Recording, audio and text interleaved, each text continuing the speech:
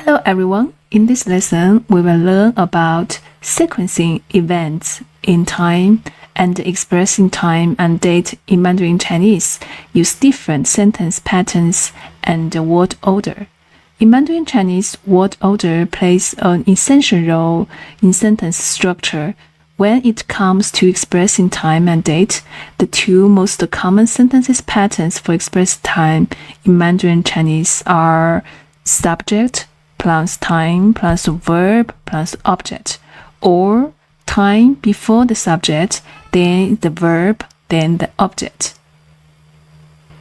For examples, 昨天我去了北京。昨天我去了北京。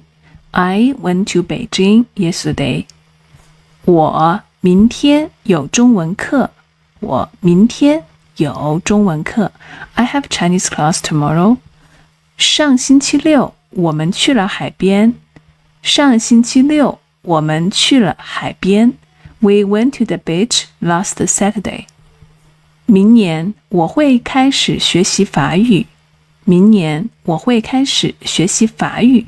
I will start learning French next year. So let's do some practice.